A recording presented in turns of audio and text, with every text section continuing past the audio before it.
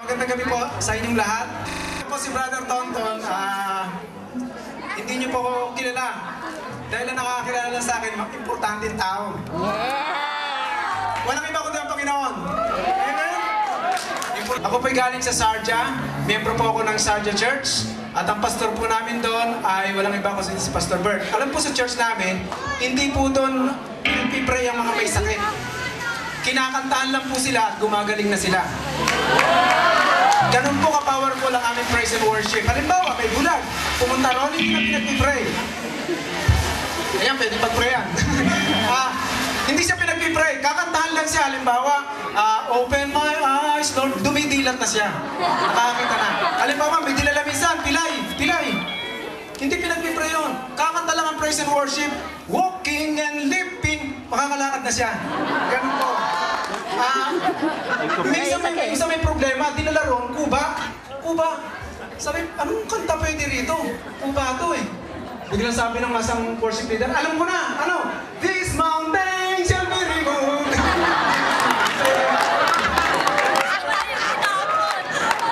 Kaya pala tinauntin ako ngayon, sa oras na to, para habang kumakain sila, kaunti lang makain. Kahapon, may isang taong nalaglag dun sa ginagawang hukay dyan sa Sarja. Tawa ng lahat ng nakakita. Pero ako hindi ako natawa. Ako kasi nahulog eh. At sa church po namin, meron po kaming isang pangyayari na kung saan umilipag na isip ko.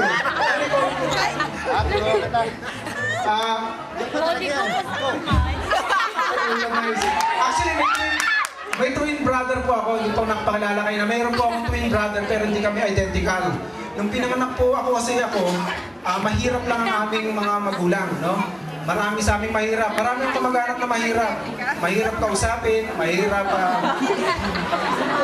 So, nung pinanganak ako, hindi lang kayang buhayin, kaya kailangan nilang itapon yung isa sa amin.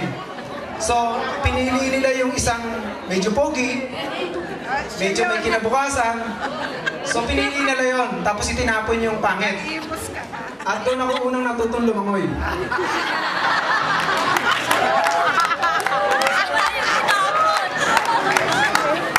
Isa sa church namin, sabi, Pastor, pag ako nagkaroon ng 200,000, ibibigay ko sa church ang kalahati.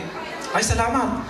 Pag magkaroon ako ng 2 jeep, papagamit ko yung isa sa gawain ng Panginoon. Ay, praise God. Eh, paglingon ng pastor, nakita may 2 baboy. Eh, kung may 2 kang baboy, bibigay mo isa para sa anniversary. Sabi, wala naman ganyang pastor na may personal na kayo eh. Alam niyo po ba, may anak ako. Ang anak ko dapat kasama ko rito eh. In-encourage ko siya na mag-perform with me sa stand-up comedy.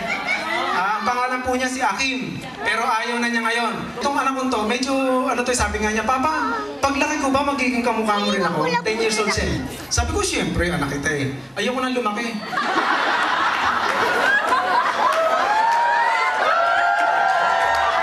Amen? At itong anak kong ito, mahal na mahal niya ako, pero may isang bagay na galit siya sa akin. Ayaw niyang ako maggugupit sa kanya. Tuwing gugupitan ko siya, ang sama ng loob niya. Minsan ginupitan ko to eh. Galit na galit talaga. Dahil sabi niya, hindi ka man magupit eh. Ganyan lang. Actually, kaya gusto siyang gupitan para magkausap kami. At least, magkaroon kami ng, bilang binding. Kaya, binding. So, binding.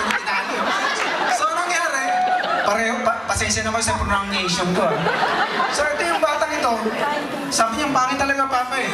Anyway, after one day, mating kami ng birthday party. Pag-uwi namin, sabi ng Sister Ems, ang ganda raw ng gupit ko. O, sino mo? Sabi ng iba, ang ganda raw. Hindi ko naman tinatanong. O, sabi sa'yo, maganda gupit mo eh. Hindi, Papa, hindi talaga ako convinced eh.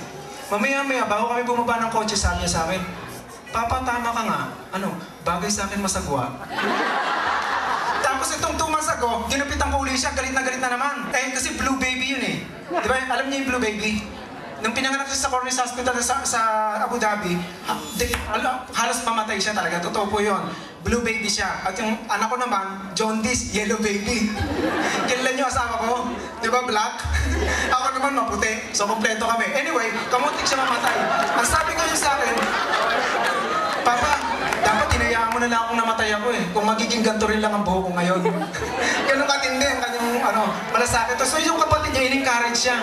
Sabi, Kuya, maganda. Narinig ko sa kwarto eh. Maganda buhok mo. Hindi pangit. Hindi maganda talaga. Hindi pangit. Eh, naasar na talaga. Buti ka nga, kahit pangit ang gupit mo, sinasabi ko maganda eh. Kahit pangit ka, sinasabi ko pogi ka. Pero ako, sinasabi mo, pangit ako. Sabi naman ng lalaki, at least yun ang totoo. Gugawin mo pa akong sinungaling. So, last po, sa church po namin pangyayari, may demonyo, pinalayas ng mga pastor. Sa pangalan na Diyos, ay lumabas. Mga elders, naglipon-tipon, inabot na ng 8 oras, ay lumabas yung demonyo. So, nalaman ng isang janitor, sabi niya, ako bahala dyan, kaya kong palayasin yan. Paano? Umalis kayo. Umalis lahat yung pastor, umalis yung elder. Tapos pumasok siya sa loob. Wala pang 3 seconds, nakita lang yung demonyo, tumakbo. Ang bilis. Sabi, anong ginawa mo? Kami mga elder na kami, pinagpipray namin, ay lumabas. Anong ginawa mo? Wala. Nilapit ko lang yung offering bag, tumakbo na. Salamat po.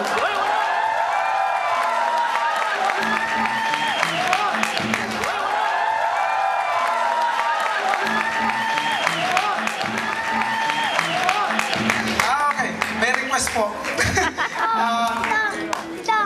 Medyo nawala yung